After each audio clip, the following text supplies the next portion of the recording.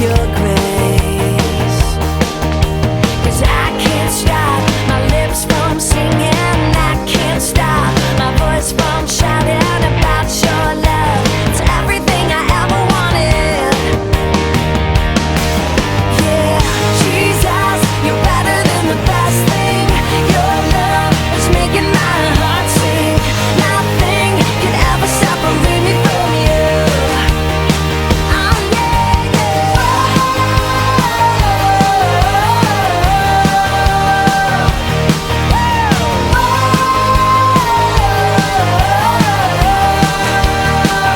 your name is higher, high above any other. We'll sing your praise forever. There is no one greater than you. Your name is higher, high above any other. We'll sing your praise forever. There is no one greater than you. Oh, Jesus, you're better than the best thing. Your love is making my heart sing. Nothing could ever separate me from you. Yeah, Jesus, you're better than the best thing. Your love is making my heart sing. Nothing can ever separate me from you. Yeah, yeah, yeah.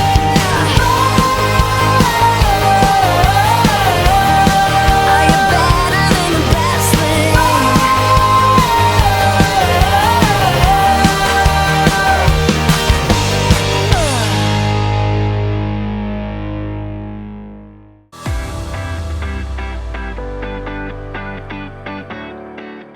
This isn't gonna work. I'm gonna do really bad today. I'm gonna forget what I have to say. I might as well just give up. Hi, I'm Graham, and I'm going to fail. Sorry, but I'm just trying to be honest. I'm trying to have integrity. Integrity is choosing to be truthful in whatever you say and do. And the truth is, the speech I have to give later today is going to go badly. I am supposed to talk to a bunch of strangers about different kinds of masks, but every time I give a speech, I get so nervous that everything I want to say comes out wrong. I don't know if this happens to you, but I keep hearing these voices in my head. You're not very good at talking to people.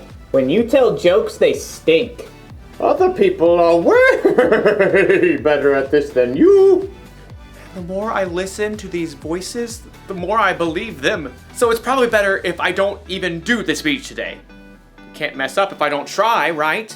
That way you won't be embarrassed. Good point, teddy bear voice. So in today's story, we're learning about how to control what you think. Like that would be helpful. Wait, would that be helpful? No. I mean, nay.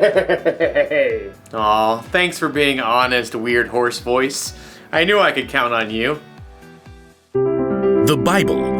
It's 66 books of history, stories, letters, and poetry that fit together to form God's one big story. The epic adventure of how He created us and loves us so much that He made a way to rescue us. As we travel through the Bible, from Genesis to Revelation, we discover people who met God and found their lives changed forever. Now, for an amazing story. Inspired by the book of Philippians, chapter 4, verse 8. Horatio liked to keep track of things in his head. 5 kinds of cereal in the cabinet. 17 braids on his sister Nala's head. 2 voicemail messages left on his parents' landline phone. Seriously, Mom? You are so stuck in the 1990s. Horatio was especially good at keeping track of things that went wrong.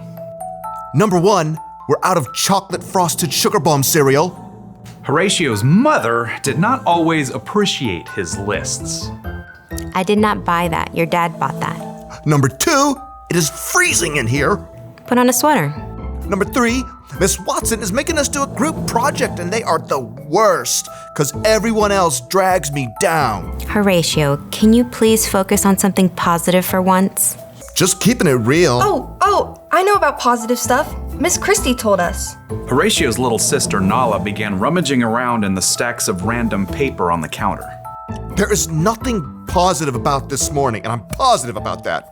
Nala pulled out a scribbled-on handout and waved it triumphantly. Philippians 4:8. Do not read me a coloring sheet. Finally, my brothers and sisters, always think about what is true. Think about what is noble, right, and pure. Mom, make her stop bugging me. No, this is good. Think about what is lovely and worthy of respect. If anything is excellent or worthy of praise, think about those kinds of things. Horatio just glared and checked out the lunch that Mom had packed. Is this strawberry jam in my sandwich? You know I only eat apricot jam. Over the next 2 hours, Horatio counted dozens of annoying things. Number 1, this bus stinks like dirty socks stuffed with Cheetos. Number 2, the classroom door needs some WD-40. Number 3, Miss Watson is wearing yellow, and I hate yellow. Number 4, this pencil is making a giant callus on my finger. Number 5, group projects are still the worst. Number 6, it's way too hot over here. And to make matters worse, Miss Watson had put Tish James in charge of the group. Ugh. So, we get to do a report on Cape Hatteras Lighthouse. I'll write the history, and Jordan, you can paint a picture, and Horatio, you research stuff about the land and animals around it. Number 7, Tish is super bossy. Oh, and here's a picture of the lighthouse. Tish held up a glossy photograph, and Horatio opened his mouth, ready to complain about how boring lighthouses were. But he couldn't do it. Hatteras Lighthouse, spiraling into the sunset sky, was breathtaking. He could picture walking the beach and waves crashing as the warm light glowed overhead. And Horatio couldn't help hearing an echo of his little sister's voice. Think about what is lovely and worthy of respect. There it was, right in front of his face. Horatio found brand new thoughts forming in his brain. Hey, that looks really cool. That's amazing. It was as if a switch had flipped in Horatio's head. After seeing one good thing, he started to see more. Jordan had brought in some paintings he had done. Number 1, Jordan, you are a really great artist. Miss Watson helped Horatio solve some tough fractions by drawing a funny sketch. Number 2, Miss Watson is a super creative teacher. Mom had packed homemade cookies in Horatio's lunch. Number 3, my mom makes the best chocolate chip cookies on the planet. Who wants to share? By the time Horatio got off the school bus, Number 4, Mr. Rob drove us right up to our house because of the rain. he was actually smiling. Mom met them at the door. Hey kids, how was school? At that moment, Nala shook out her wet umbrella all over Horatio. And for a moment, Horatio frowned. Nala braced herself. Sorry. Number 5, I have a closet full of dry clothes upstairs. Nala's eyebrows shot way up. What happened to you? Nothing. I just realized I've got some pretty great things to focus on. So your day went okay? Number 6, it was positively awesome. Horatio beamed and ran upstairs to change his wet shirt. He had a lot of brand new lists to make up in his head. The Apostle Paul wrote, "Finally, my brothers and sisters, always think about what is true. Think about what is noble, right, and pure.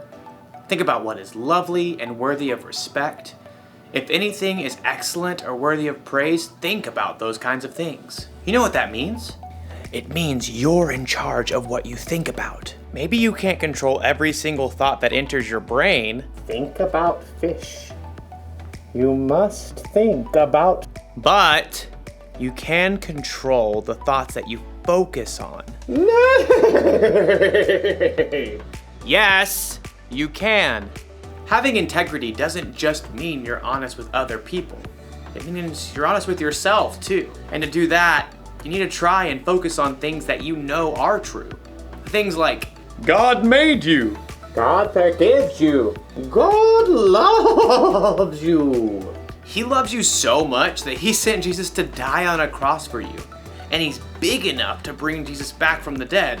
So he's bigger than all of the things that you and I worry about. So the one thing to remember from today is this.